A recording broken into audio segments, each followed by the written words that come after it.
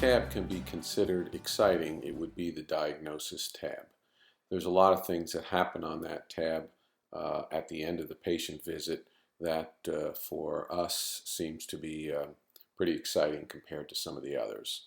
So let's just go over there by clicking on the Diagnosis Management tab right here and pulling up that information for this patient.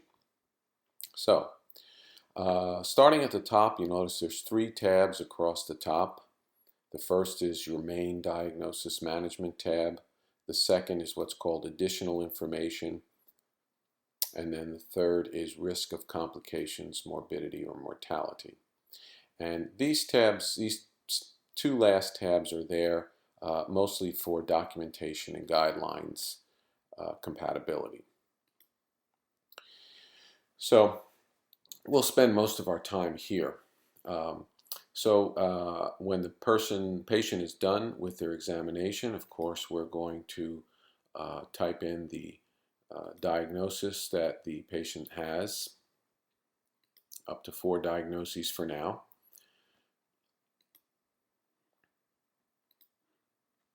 Okay.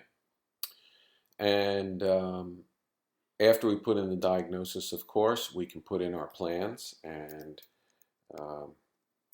we can simply type the plans.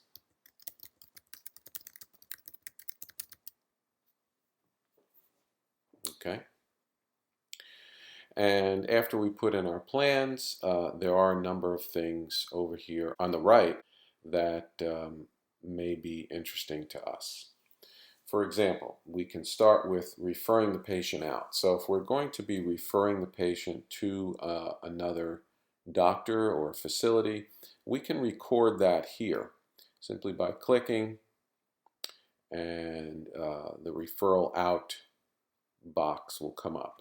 And here you'll see that this person has been referred out for a cataract evaluation and referred to this doctor here, and their appointment date is here. And this is just a little reminder system basically. So you can record this. Now the patient hasn't returned to us yet, but you can record this, and when you do, of course, it saves the data with the patient's record right here, which says this patient has been referred out for diagnosis or treatment.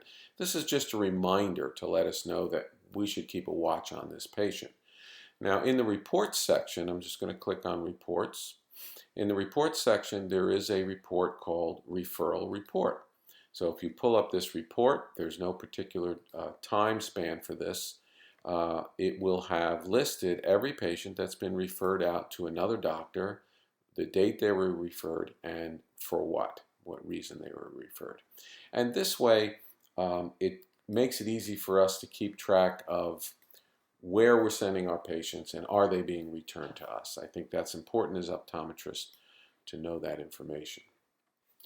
So if we go on the right side, we go a little further down, we have our meaningful use education resources here, and this is just a way to indicate that you have given the patient some education resources determined by either their diagnosis, their prescriptions, or their allergies.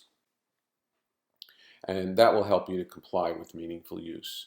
Of course, the Bring Data Forward button is on all the tabs that pertain to this, and this will, if the diagnosis and treatment are relatively the same, treatment plans are relatively the same, then you can bring the data forward from a previous exam that will just populate all the boxes basically.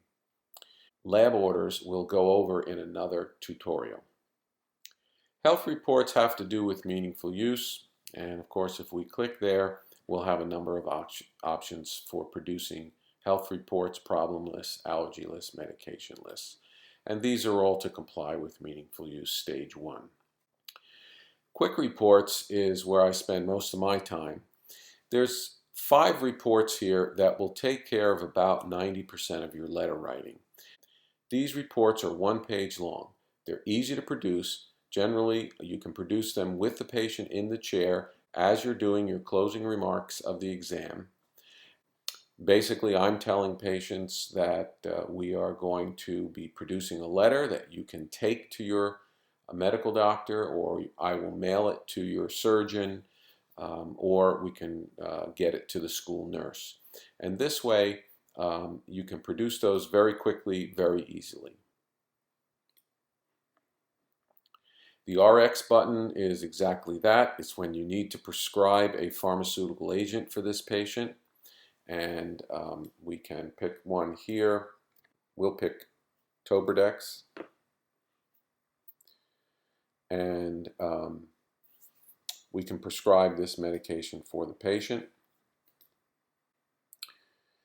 And once we're done filling out the prescription, we can select a pharmacy once you've entered pharmacies into your database. And you can either ERX it through Allscripts or any other online pharmaceutical warehouse, or you can print the prescription here. If you're going to do more than one, you would simply save and then add new.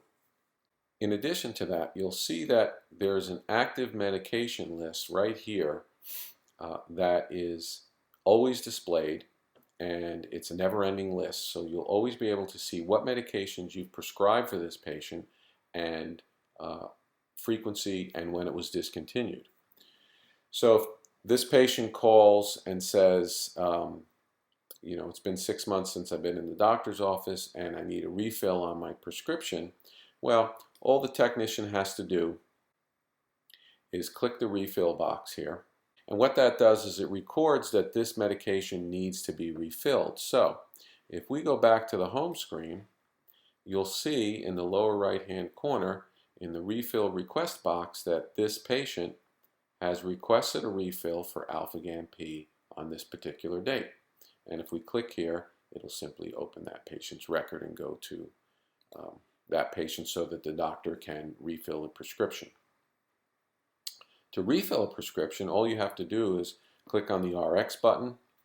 The prescriptions that were prescribed for that date will show up. And then you can just hit the refill button right here, which will refill the prescription with the current date.